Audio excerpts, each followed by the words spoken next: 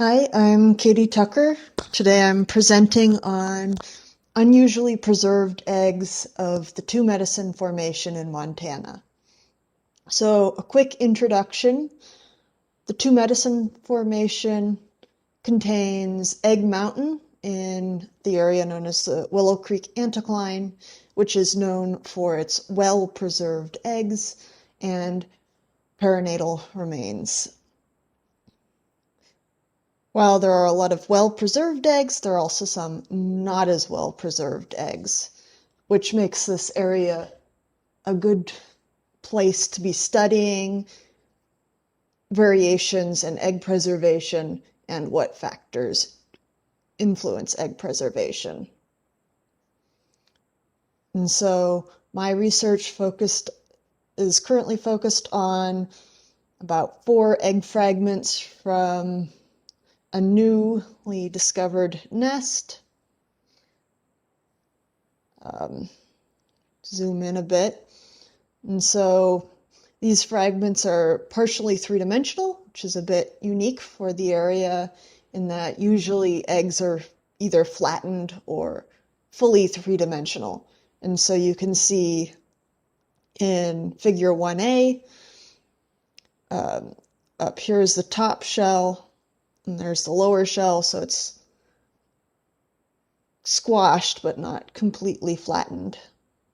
Inside there are little pellets. Several other eggs have shown these pellets. And also there are colophane fragments. Another kind of feature of these eggs is that they tend to be dissolved along cracks, so the shell gets thinner towards the cracks, which is shown in 1b here. And some thin sections up here show that there are layers around the shell.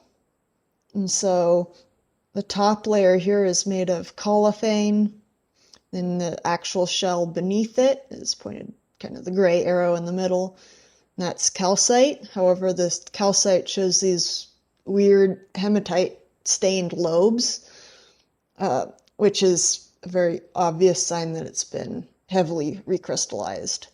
But interesting thing beneath that is this thin layer of brown membrane, and so that's probably preserved soft tissue, in that checking it against various other examples in literature shows that it's very similar to other examples of preserved membrane, shell membrane. And then 2b over here is a close-up cross-section of the pellets. You can see that pellets have a lot of this kind of fibrous material that kind of resembles the shell membrane in the other photograph. And then there's also just free floating fragments, which is interesting. And so the animals that produce these pellets may have been eating that membrane and possibly other contents of the eggs. And since this is still really preliminary results, still a lot of questions that need to be answered. And so going back up here, there's a lot of hematite envelopes around the pellets, just as matrix, and kind of the significance of that is one of the questions still to be answered. One of the goals of my future research will be to figure out the method of alteration, and then hopefully relate these eggs back to other nests in the area. However, before I can do any of that, I have to do a lot of field work.